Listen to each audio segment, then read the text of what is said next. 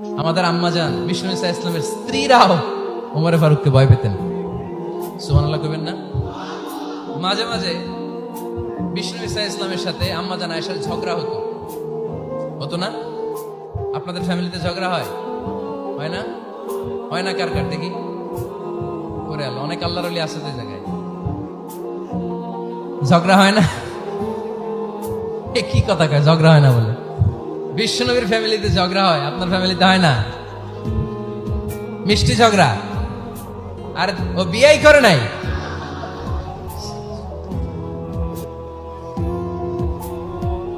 ঝগড়া তো হবেই, দাম্পত্য জীবনের মজাটাই তো এখানে। কখনো ঝগড়া, কখনো আনন্দ, একটু বৃষ্টি, একটু রোদ, একটু হাসি, একটু কান্না, ভালো লাগা ভালোবাসা শেয়ার করে নেয়া, মিলেমিশে একাকার হয়ে যাওয়া, ঠিক কিনা? তো আল্লাহর হাবিব সাল্লাল্লাহু আলাইহি ইসলামের সাথে আম্মাজান আয়েশার ঝগড়া হতো।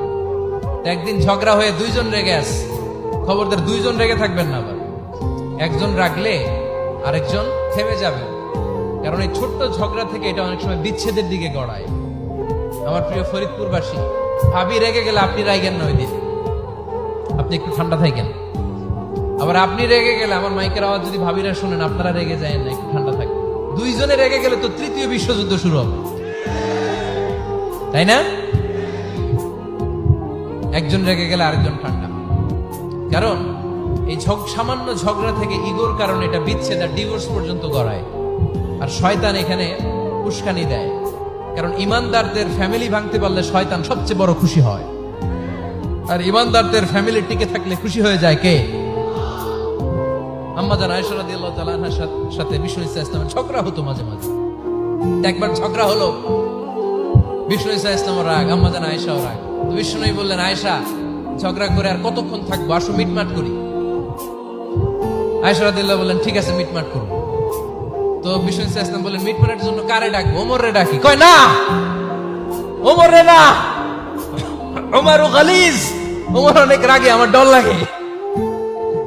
কয় তাহলে তোমার আব্বারে ডাকি। কয় ডাকেন। কি খুশি, মেয়েদের মধ্যে অভ্যাসটা আছে না নাই?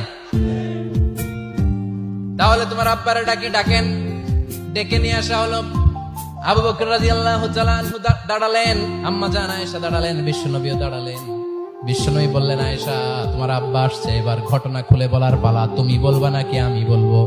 আম্মাজান আয়েশা বললেন, আপনি বলেন, তবে ওয়ালা তাকুল ইল্লা হাক্কান, যেটা ঘটছে ওইটাই বললেন, মিথ্যা কথা কইেন না।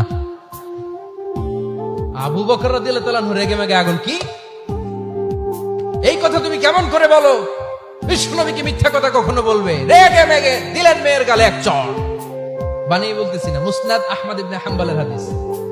বাবার হাতের থাপ্পড় খেয়ে আম্মাজান আয়েশা উল্টে বললেন। সাইয়েদনা আবু বকর রাগে গড়গড় করছেন, আবার মারার জন্য তেড়ে গেলেন। এবার বাঁচার জন্য আম্মাজান আয়েশা বিশ্বনবীর পিছনে যে আশ্রয় নিলেন, বিশ্বনবী বাঁচানোর জন্য দুই হাত মেলে দাঁড়িয়ে গেলেন। পড়েন সুবহানাল্লাহ। বিশ্বনবী যখন দুই হাত মেলে দাঁড়িয়ে গেলেন, সাইয়েদনা আবু বকর রাদিয়াল্লাহু আনহু থেমে গেলেন। সাইয়েদনা আবু বকর রাদিয়াল্লাহু তাআলা আনহু ঘর থেকে বের হয়ে বারান্দায় দাঁড়ালেন। পড়েন সুবহানাল্লাহ। এবার বিশ্বনবী আম্মাজান আয়েশার কাছে যেয়ে বলেন, ইয়া আয়েশা, কাইফা রাআইতিনি আনকাসতুকি মিনার রাজুল, দেখছো কেমনে বাঁচাইলাম? আমি না থাকলে ভর্তা বানাই ফেলতো আজকে।